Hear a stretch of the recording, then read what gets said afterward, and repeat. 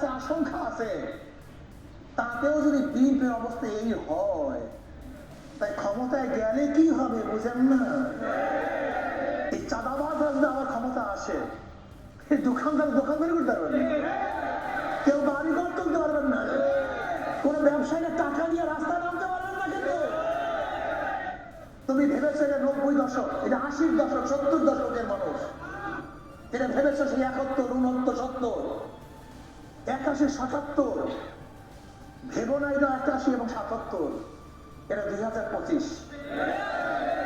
আজকে যুবকরা সচেতন হয়েছে, আজকে সমস্ত মানুষের কাছে মিডিয়া, কে কোন জায়গায় কি করতেছে সবাই দেখতেছে, বলে না? কেউ কিছু বলতেছে না, ওই তোমার গুন্ডামির কারণে, অস্ত্রের কারণে, চাঁদাবাজির কারণে, তোমার জুলুমের কারণে। কিন্তু যখন বুঝের মধ্যে ঢুকবে, কেউ থাকবে না, তখন দেখবো অবস্থাটা কি হয়। অপেক্ষা করো। ভেবেছো ক্ষমতায় চলে গেছে বিএনপি, দিল্লি বহু দূর আছে, সেই স্বপ্ন বান্দাস। আমি চ্যালেঞ্জ দিয়ে বললাম, লিখে রাখেন, বাংলাদেশের মানুষ চাঁদাবাজ, গুন্ডা, বদমাশ, ধর্ষকদেরকে ভোট দেবে না, দিতে পারে না। কোন জ্ঞানবান মানুষ, কোন জ্ঞানী, যাদের বিবেক আছে, বুদ্ধি আছে, চক্ষু আছে, তারা কোন অবস্থাতে নিজেকে ধ্বংসের মুখে ফেলে দিতে পারে না। এখনো ক্ষমতায় যায় নাই, ক্ষমতায় যাওয়ার ভয় আছে, আশঙ্কা আছে, তাতেও যদি বিএনপির অবস্থা এই হয়, তাই ক্ষমতায় গেলে কি হবে বুঝেন না? এখনো ভয় আছে যে চাঁদাবাজি করে, অত্যাচার করে, অবিচার করি আছে।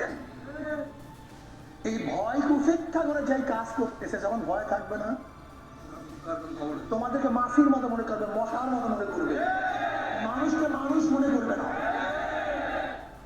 তুমি কি জানো, আল্লাহ না করুক, এই চাঁদাবাজরা যদি আমার ক্ষমতা আসে, এই দোকানদারি করতে পারবেন না, কেউ বাড়িঘর তুলতে পারবেন না, কোন ব্যবসায়ীরা টাকা নিয়ে রাস্তায় নামতে পারবেন না। কিন্তু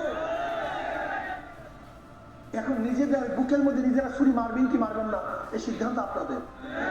আমরা অগ্রিম কথা বলে গেলাম, গরিবের কথা বাসি হলে ফলে। আমরা তো হুজুর মানুষ, আমাদের কথা তো বলবে না, বিশ্বাস করবেন না। আমি অনেক আগেই বলেছিলাম, যারা টকশো করেন, আপনারা ভেবেছেন বিগত দিনের রেজাল্ট দেখে আমাকে এক সাংবাদিক প্রশ্ন করছে, বিএনপির এত ভোট, এত ভোট, এত ভোট। আমি তো বিএনপি তো ভোট নেই। প্রিয় দর্শক, এতক্ষণ সাথে থাকার জন্য ধন্যবাদ।